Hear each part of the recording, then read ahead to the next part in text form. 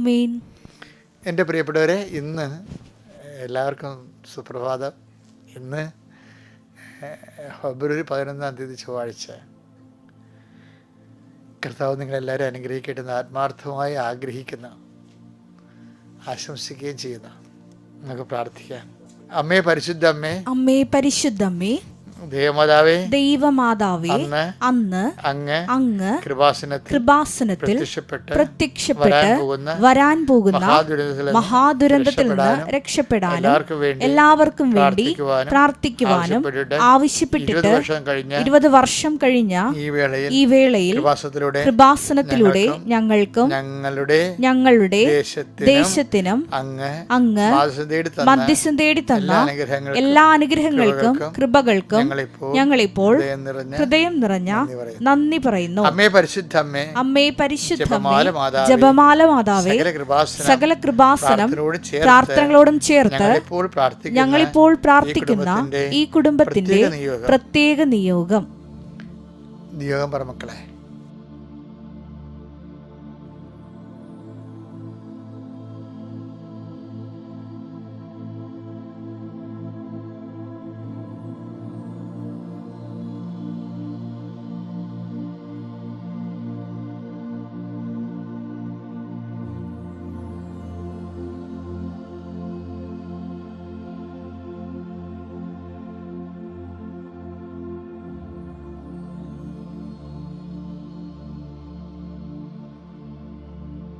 അമ്മയുടെ പ്രത്യക്ഷീകരണത്തിന്റെ ഈ ദ്വാദശക വേളയിൽ ഞങ്ങൾക്ക് സാധിച്ചു തരുവാൻ കനിയണമേ. വിശ്വാസ പ്രമാണം. സർവശക്തനായ പിതാവും ആകാശത്തിന്റെയും ഭൂമിയുടെയും സൃഷ്ടാവുമായ ദൈവത്തിൽ ഞാൻ വിശ്വസിക്കുന്നു.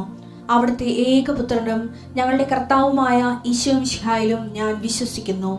ഈ പുത്രൻ പരിശുദ്ധാത്മാവിനാൽ ഗർഭസ്ഥനായി കന്യകാമറിയത്തിൽ നിന്ന് പിറന്ന് പൊന്തിയോസ് പീലാത്തോസിന്റെ കാലത്ത് പീഡകൾ സഹിച്ച് കുരിശിൽ തറയ്ക്കപ്പെട്ട് മരിച്ച് അടക്കപ്പെട്ട് പാതാളങ്ങളിൽ ഇറങ്ങി മരിച്ചവരുടെ ഇടയിൽ നിന്ന് 3-ാം നാൾ ഉയർത്ത് സ്വർഗത്തിലേക്ക് എഴുന്നള്ളി സർവശക്തിയുള്ള പിതാവായ ദൈവത്തിന്റെ വലതുഭാഗത്തിരിക്കുന്നു. അവിടെ നിന്ന് ജീവിക്കുന്നവരെയും മരിച്ചവരെയും വിധിക്കുവാൻ വരുമെന്നും ഞാൻ വിശ്വസിക്കുന്നു. പരിശുദ്ധാത്മാവിലും ഞാൻ വിശ്വസിക്കുന്നു. വിശുദ്ധ കത്തോലിക്കാ സഭയിലും പുണ്യവാന്മാരുടെ ഐക്യത്തിലും പാപങ്ങളുടെ മോചനത്തിലും ശരീരത്തിന്റെ ഉയർപ്പിലും നിത്യമായ ജീവിതത്തിലും ഞാൻ വിശ്വസിക്കുന്നു. ആമേൻ. സ്വർഗ്ഗസ്ഥനായ ഞങ്ങളുടെ പിതാവേ, അങ്ങയുടെ നാമം പൂജിതമാകണമേ. അങ്ങയുടെ രാജ്യം വരണമേ. അങ്ങയുടെ തിരുമനസ് സ്വർഗത്തിലെ പോലെ ഭൂമിയിലും ആകണമേ. അന്നു വേണ്ടുന്ന ആഹാരം ഇന്ന് ഞങ്ങൾക്ക് തരണമേ. ഞങ്ങളോട് തെറ്റ് ചെയ്യുന്നവരോട് ഞങ്ങൾ ക്ഷമിക്കുന്നത് പോലെ ഞങ്ങളുടെ തെറ്റുകൾ ഞങ്ങളോടും ക്ഷമിക്കണമേ. ഞങ്ങളെ പ്രലോഭനത്തിൽ ഉൾപ്പെടുത്തരുതേ, തിന്മയിൽ ഞങ്ങൾ രക്ഷിക്കണമേ. ആമേൻ. നന്മ നിറഞ്ഞ മറിയമേ, സ്വസ്തി. കർത്താവ് അങ്ങയുടെ കൂടെ സ്ത്രീകളിൽ അങ്ങ് അനുഗ്രഹിക്കപ്പെട്ടവളാകുന്നു. അങ്ങയുടെ ഉദരത്തിൻ ഫലമായി ഈശോ അനുഗ്രഹിക്കപ്പെട്ടവനാകുന്നു. പരിശുദ്ധ മറിയമേ, തമ്പുരാന്റെ അമ്മേ, പാപികളായ ഞങ്ങൾക്ക് വേണ്ടി ഇപ്പോഴും ഞങ്ങളുടെ മരണസമയത്തും തമ്പുരാനോട് അപേക്ഷിക്കണമേ. ആമേൻ. എൻ്റെ പ്രിയപ്പെട്ടവരെ, പ്രാർത്ഥനയിലേക്ക് പോവുകയാണ്. അനുദിന അനുഗ്രഹ പ്രാർത്ഥന. നിങ്ങളൊരു കാര്യം ചെയ്യാൻ കേട്ടോ. അച്ഛൻ നിങ്ങളെ കുരിശ് ഉയർത്തി പ്രാർത്ഥിക്കുമ്പോൾ ഒരിക്കലും ഒരു പ്രാർത്ഥന പോലും വേസ്റ്റ് ആകത്തില്ല. ഈ പ്രാർത്ഥനയുടെ പിന്നിലെല്ലാം 61 വർഷത്തെ കർത്താവിലുള്ള വിശ്വാസ ജീവിതമുണ്ട്. അച്ഛനായതുകൊണ്ട് ഇങ്ങനെ കർത്താവിനെ ശുശ്രൂഷിക്കണമല്ല. ഞാൻ അച്ഛൻ കുടുംബത്തിൽ വെച്ചും എല്ലാ വീട്ടിലൊക്കെ പോയി വനവാസം നടത്തുകയും പള്ളിയിൽ മഴയും കൊണ്ടൊക്കെ പോവുകയും എല്ലാ മഴയത്തും കാറ്റിനുമൊക്കെ ഒടിഞ്ഞ കൊടയും കൊണ്ട് പോകണത് എൻ്റെ ജീവിതത്തിൽ ഞാൻ എഴുതിയിട്ടുണ്ട്. അപ്പോൾ വലിയ കൊടക്കാലത്തെ ബന്ധങ്ങളാണത്. അതിന് ശേഷമാണെങ്കിലും ഒരു തുള്ളി സമയം പോലും വേസ്റ്റായിട്ടില്ല. എന്നെ ബൂസ്റ്റ് ചെയ്യാമെന്ന് നിങ്ങൾ ധരിക്കരുത്. നിങ്ങൾ പ്രാർത്ഥിക്കണപ്പോൾ പ്രാർത്ഥന സീരിയസ് ആയിട്ട് സ്വീകരിക്കണമെന്നാണ് എൻ്റെ അപേക്ഷ. അതാണ് ഞാൻ നിങ്ങളോട് പറഞ്ഞത്. സീരിയസ് ആയിട്ട് വേണം എല്ലാ കാര്യങ്ങളും ചെയ്യാൻ. Take God serious. കർത്താവെ, നിൻ്റെ ഉന്നതമായ നാമത്തെ സ്തോത്രം ചെയ്യുന്നു. അങ്ങ് കർത്താവെ, ഞാനിത് പ്രാർത്ഥിക്കണത് അങ്ങയുടെ നാമത്തെ മഹത്വപ്പെടുത്താൻ വേണ്ടി മാത്രമല്ല. ഇന്നത്തെ പ്രഭാതത്തിലെ ഭാരവും മനസ്സിൻ്റെ ഭാരവുമായിട്ട് എഴുന്നേൽക്കുന്ന അനേകം മക്കളുണ്ട്. അബോർഷം വന്നുപോയ അമ്മമാർ, കുഞ്ഞുങ്ങൾ, ഒരു കുഞ്ഞ് ജനിക്കുമെന്ന് ഓർത്തിരുന്നിട്ട് അവസാനം മാസങ്ങൾ കൊണ്ട് കുഞ്ഞ് ജനിക്കേണ്ടതായിട്ട് കാത്തിരുന്നു. പക്ഷേ അപ്പോൾ പ്രഗ്നൻ്റായി, പിന്നീട് താമസിക്കാതെ അത് സ്പോട്ടിംഗ് ആയിപ്പോയി. കർത്താവ് അങ്ങനെയുള്ളവരൊക്കെ ഞങ്ങൾ ഈ സമയത്ത് മനസ്സിൽ ഓർക്കുന്നുണ്ട് ഈശോയെ. അവരെല്ലാം ഓർത്ത് പ്രാർത്ഥിക്കുന്നു. ആരും എന്നോട് പറഞ്ഞതോ നേരത്തെ കേട്ടതിൻ്റെ ഓർമ്മയല്ല, എൻ്റെ മനസ്സിലിപ്പോൾ വന്നതാണ്. ഇത് കേൾക്കുന്ന ആരോഗ്യം ഉണ്ട്, അവരെല്ലാം കർത്താവ് ശ്രദ്ധിക്കുന്നുണ്ടെന്ന് നീ മനസ്സിലാക്കണം ദൈവവേദനെ. ഒരു സീല് ഇല്ലാത്തതിൻ്റെ പേരിൽ, സീല് മാഞ്ഞുപോയതിൻ്റെ പേരിൽ ജോലി നഷ്ടപ്പെടാൻ സാധ്യതയുള്ളവരെ കാണിക്കുന്നുണ്ട്. അതിനെല്ലാം റെക്ടിഫൈ ചെയ്യുന്നുണ്ട്. ഈശോ പറയുന്നുണ്ട്, നീ വിഷമിക്കരുതെന്ന് ഈശോ പറയുന്നു. നീ എന്ത് വിഷമം ഉണ്ടെങ്കിലും ആ സമയത്ത് കർത്താവിനെ ഓർക്കാൻ പറയുന്നുണ്ട്. ഓർമ്മ വലിയൊരു കാര്യമാണ്. കർത്താവ് പറഞ്ഞില്ലേ, കർത്താവിന് വേണ്ടി നമ്മൾ എന്ത് ചെയ്താലും കർത്താവ് ഓർത്തിരിക്കുന്ന ഒരു സ്വഭാവമാണ്. പണ്ട് ഒരു സ്ത്രീ കർത്താവിൻ്റെ പാദത്തെങ്കിൽ തൈലം പൂശില്ലേ. അപ്പം യൂദാസ് അതിനെതിരെ, ആ ബethനിയായിലെ മറിയത്തിനെതിരെ യൂദാസ് പിറുപിറുത്തില്ലേ. അപ്പം കർത്താവ് അവളോട് പറഞ്ഞ നന്ദി എന്താ പറഞ്ഞത്? നിന്നെ ഞാൻ ഓർത്തിരിക്കും എന്നല്ലേ പറഞ്ഞത്. അതിനെ അവിടെ ജനക്കൂട്ടം ഉണ്ടായിരുന്ന കൊണ്ടാണ് പറഞ്ഞത്, ലോകത്തിലിവിടെ എല്ലാം സുവിശേഷം പ്രഘോഷിച്ചാലും ഇവിടെ ചെയ്ത കാര്യം ഓർത്തിരിക്കും. ആ ശരിക്കും പറഞ്ഞാൽ അതെന്താണ് പറയാതെ പറഞ്ഞത്? നിന്നെ ഞാൻ ഓർത്തിരിക്കും. അതാണ് ഈശോ. അതുകൊണ്ട് തന്നെ ഈശോയെ സ്നേഹിക്കാൻ പറ്റുന്നതാണ് ഈ ജന്മത്തിൻ്റെ ഏറ്റവും വലിയ പുണ്യം.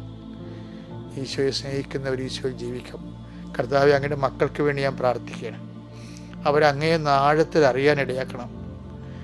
അവരുടെ ഓരോ തകർച്ചകളിലും അവരെ നീ സന്ധിച്ചിട്ടുണ്ടെന്നും അവരെ അറിയാത്ത പല കാര്യങ്ങൾക്ക് അവരെ നീ സംരക്ഷിച്ചിട്ടുണ്ടെന്നും അവരെ നീ ബോധ്യപ്പെടുത്തി കൊടുക്കണം.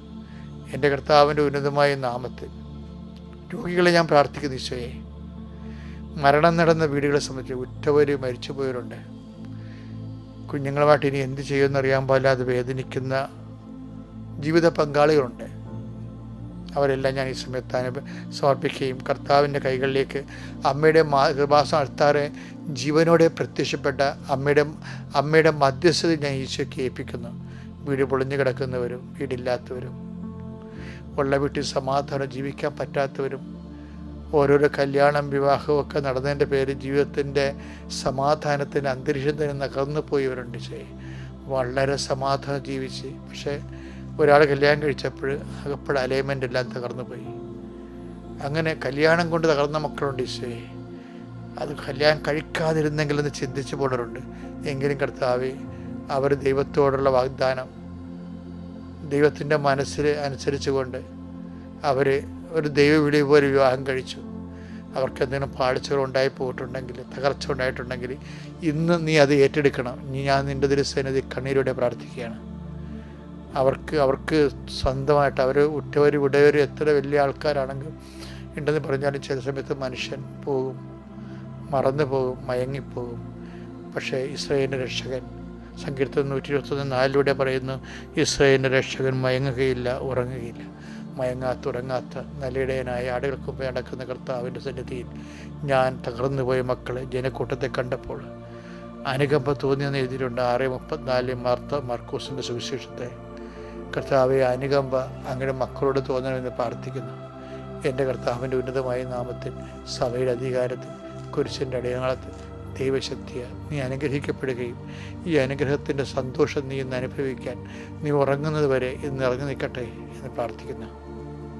നമ്മൾ ഇന്നത്തെ സുവിശേഷം വായിക്കുന്നത് മർക്കോസ് 6:34. അവൻ കരക്കിറങ്ങിയപ്പോൾ വലിയ ഒരു ജനക്കൂട്ടത്തെ കണ്ടു. അവരോട് അവൻ അനുകമ്പ തോന്നി. കാരണം അവർ ഇടയനില്ലാത്ത ആട്ടിൻപറ്റം പോലെ ആയിരുന്നു. അവൻ അവരെ പല കാര്യങ്ങളും പഠിപ്പിക്കാൻ തുടങ്ങി. എൻ്റെ പ്രിയപ്പെട്ടവരെ, ഈ ജനക്കൂട്ടത്തെ ഉണ്ടല്ലോ, ഇപ്പം നമ്മളെല്ലാവരും ജനക്കൂട്ടത്തിന് നടുവിലല്ലേ അല്ലേ? ഈ ജനക്കൂട്ടത്തെ കാണുമ്പോൾ നമുക്ക് തോന്നേണ്ടത് എന്താണെന്നറിയാമോ? അനുകമ്പയെ തോന്നണം. അപ്പോൾ നിങ്ങളോർക്കും ജനക്കൂട്ടം എവിടെ ഉണ്ട്? മീറ്റിങ്ങിലാണ്, കൺവെൻഷനിലാണ്, അതാ മീറ്റിങ്ങിലാണ്? ഒന്നുമല്ല, നമ്മുടെ വാട്സപ്പ് തന്നെ ഒരു ജനക്കൂട്ടമാണ് അല്ലേ? നമ്മുടെ ഇമെയിലും ഓൺലൈൻ പരിപാടികളെല്ലാം ജനക്കൂട്ടമല്ലേ? ജനക്കൂട്ടത്തെ കാണുമ്പോൾ എന്ത് ചെയ്യണം? നമുക്ക് അനുകമ്പ തോന്നണം. എന്താ കാര്യം? അവരിടയില്ലാത്ത ആടുകളാണെന്ന്. എന്നുവെച്ചാൽ കർത്താവിന് വിശ്വാസമില്ലാത്തവരുണ്ടാതില്ല അവരില്ലേ? അപ്പം നിങ്ങൾക്ക് ഇതുപോലെയുള്ള സംഭവങ്ങൾ അവർക്ക് ഷെയർ ചെയ്ത് കൊടുക്കണം. അപ്പോൾ രണ്ട് കാര്യം സംഭവിക്കും. ഒന്ന്, നിങ്ങളെ അവർ ബ്ലോക്ക് ചെയ്യും. കാര്യം അവർ ദൈവത്തിൻ്റെ ക്രിസ്തുവിനുള്ളവരാണെങ്കിൽ. Take the word of God. മർക്കോസ് 9:41. മർക്കോസ് 9:41. സത്യമായി ഞാൻ നിങ്ങളോട് പറയുന്നു, സത്യമായി ഞാൻ നിങ്ങളോട് പറയുന്നു, നിങ്ങൾ ക്രിസ്തുവിനുള്ളവരാകയാൽ അവന്റെ നാമത്തിൽ ആരെങ്കിലും നിങ്ങൾക്ക് ഒരു പാത്രം വെള്ളം കുടിക്കാൻ തന്നാൽ അവന് പ്രതിഫലം ലഭിക്കാതിരിക്കുകയില്ല. അപ്പൊ നിങ്ങൾ ക്രിസ്തുവിനുള്ളവരാകയാൽ എന്ന് പറയുമ്പോൾ തന്നെ അവിടെ തന്നെ വ്യക്തമല്ലേ ക്രിസ്തുവിനുള്ളവരല്ലാത്ത ആൾക്കാരുണ്ടെന്ന്. പക്ഷെ ക്രിസ്തുവിനുള്ളവരാണ്, പക്ഷെ അവർക്ക് ക്രിസ്തുവിനെ കിട്ടണില്ല. പക്ഷേ ക്രിസ്തുവിനെ കൊടുക്കാൻ ആരുമില്ല. അങ്ങനെയുള്ള സമയത്ത് കർത്താവ് ചോദിക്കുന്ന ചോദ്യമുണ്ട്. എന്താണ്? ആരെ ഞാൻ അയക്കും? ആര് നമുക്ക് വേണ്ടി പോകും? ഐസയില്ലേ? യേശയ്യാ 6:8. യേശയ്യാ 6:8. അതിനുശേഷം കർത്താവ് അരുൾ ചെയ്യുന്നത് ഞാൻ കേട്ടു. ആരെയാണ് ഞാൻ അയക്കുക? ആരാണ് നമുക്ക് വേണ്ടി പോവുക? അപ്പോൾ ഞാൻ പറഞ്ഞു, ഇതാ ഞാൻ, എന്നെ അയച്ചാലും. ഇതിനകത്ത് വരുന്നൊരു വിഷയമുണ്ടല്ലോ, ഈ കർത്താവിന് വേണ്ടി ആരെ ഞാൻ അയക്കും. അത് എന്നും സൂര്യനുള്ളിടത്തോളം കാലം ഈ ചോദ്യം ദൈവം ചോദിച്ചുകൊണ്ടേയിരിക്കും, ആരെ ഞാൻ അയക്കും. പക്ഷേ എനിക്ക് പലപ്പോഴും തോന്നിയിരിക്കുന്നത് രണ്ടാമത്തെ ക്വസ്റ്റ്യനാണ് കാറ്റഗോറിക്കൽ ക്വസ്റ്റ്യൻ. എന്താണ്? ആര് എനിക്ക് വേണ്ടി പോകും? എല്ലാവരും പോകുകയെ, ചിലപ്പോൾ അവരുടെ കുടുംബത്തിന് വേണ്ടിയൊക്കെയും പോണത്. എനിക്ക് ഇതുപോലെ വേസ്റ്റുള്ള ഒരു കാര്യം, എല്ലാവരും ഭയങ്കര കഠിനാധ്വാനമാണ്. എന്താണ്? സ്വന്തം വയറ്റിപ്പഴപ്പിന് വേണ്ടിയും കുടുംബത്തിന് വേണ്ടിയും. ക്രിസ്തുവിന് വേണ്ടി എന്താ ചെയ്യണം? നമ്മൾ എന്താ ചെയ്യണത്? പള്ളിയിൽ പോകും എന്ന് പറയും. എന്ത് പള്ളിയിൽ പോയിട്ട് നിങ്ങൾക്ക് എന്താ എന്താ ക്രിസ്തു എന്ത് കിട്ടാനാണ്? വിശ്വാസം നിലനിൽക്കും, അത് നിൻ്റെ കടമയല്ലേ. എക്സ്ട്രാ ആയിട്ടില്ലേ മത്തായിയുടെ സുവിശേഷം, കർത്താവിൻ്റെ മനസ്സിരിപ്പായാലും മത്തായിയുടെ സുവിശേഷം എന്താ പറഞ്ഞാൽ, വിശേഷ വിധിയായി നിങ്ങൾ എന്താണ് ചെയ്യണത്? കൽപ്പിക്കപ്പെട്ടതെല്ലാം ചെയ്തുകൊണ്ട് നന്ദിയൊന്നും കിട്ടത്തില്ല. ദൈവദൃസന്നിധി അതല്ലേ കൽപ്പിക്കപ്പെട്ടല്ലേ? 17 അല്ല, ലൂക്കയുടെ 17-ാം അധ്യായം. ലൂക്ക 17:10. ലൂക്ക 17:10. ഇതുപോലെ തന്നെ നിങ്ങളും കൽപ്പിക്കപ്പെട്ടവയെല്ലാം ചെയ്തതിന് ശേഷം ഞങ്ങൾ പ്രയോജനമില്ലാത്ത ദാസന്മാരാണ്, കടമ നിർവഹിച്ചതേയുള്ളൂ എന്ന് പറയുവിൻ. അതെന്താ പ്രശ്നം വെച്ചാൽ, നമ്മൾ ഒരു ഇപ്പം നിങ്ങൾക്ക് 5 മക്കളുണ്ട്, 2 മക്കളുണ്ട്. മക്കളുടെ കാര്യം നോക്കിക്കഴിഞ്ഞാൽ, മക്കളുടെ മാത്രം കാര്യം നോക്കിയാണ് ഞാൻ ജീവിക്കണത്. ഈ മക്കളുടെ കാര്യം നോക്കിക്കഴിഞ്ഞാൽ എന്താണ്? നിങ്ങൾ കൽപ്പിക്കപ്പെടുക ചെയ്തതിന് ശേഷം പിന്നെ എന്താ? ദാസന്മാരാണ്, പക്ഷേ വലിയ പ്രയോജനമൊന്നുമില്ല. ആർക്ക് പ്രയോജനമില്ല? ദൈവത്തിന്. എന്താ കാര്യം? വിശേഷവിധിയായി നിങ്ങൾ എന്താണ് ചെയ്യണത്? വിശ്വാസ കൈമാറ്റത്തിന് വേണ്ടിയും ക്രിസ്തുവിൽ മറ്റുള്ളവർ വളർന്നു വരാൻ വേണ്ടിയും നമ്മൾ എന്താണ് ചെയ്യണത്? ഓരോ ദിവസവും നമ്മുടെ ജീവിതത്തെ അർത്ഥവത്താക്കണത് ഈ വിശേഷവിധിയായി ക്രിസ്തുവിന് വേണ്ടി നിലനിൽക്കുന്നതാണ്. അങ്ങനെ ഒരു ദിവസം ഞാൻ നിങ്ങൾക്ക് ആശംസിക്കുന്നു. ഇന്നത്തെ ദിവസം കൊണ്ട് നിങ്ങൾ നഷ്ടപ്പെട്ട കൃപ തിരിച്ചു പിടിക്കാൻ ദൈവം നിങ്ങളെ സഹായിക്കട്ടെ.